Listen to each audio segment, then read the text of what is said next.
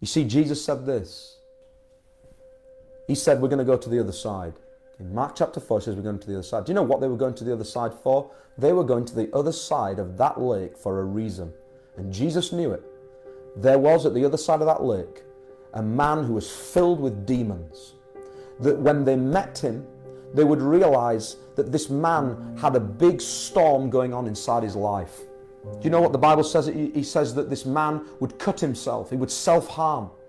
The people in the town didn't even want to see him. They didn't want to go near him. And this man who was filled with demons, it says when he saw Jesus, he came to Jesus. Because listen to me, demons will manifest. When Jesus comes, the storms of life have to be still.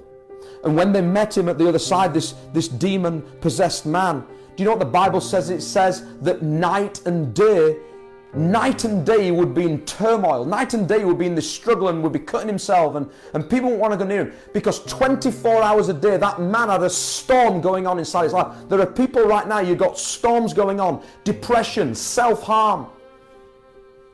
Right now you feel more depressed than you've ever felt because you're on your own.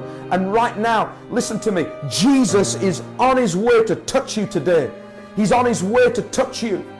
And it's time for Christians to realize that when we hit the storms, that when we get halfway across the lake, that there is a purpose, there is something to get to. Because the reason I believe Jesus showed them a storm is, in that little moment in between that journey, is because there was a man with a bigger storm at the other side. His storm was 24 hours a day. There's always someone with a bigger storm than you. Always. And I want to say to you today that wherever you are right now, whatever you're going through, listen to me, whatever the struggle is, whatever the wind and the waves, whatever you're feeling right now, call on Jesus. Keep journeying with Jesus, because listen, Jesus has got a mandate for you. He has a mandate for you, and the devil does not want you to get to the other side of the lake. Do you know what the devil wants for you? He wants you to quit and get out of the boat and jump in the water and accept the waves. And say, this is my life. This is what I'm called to do. I'm just called to go this far. But Jesus said you're going to the other side.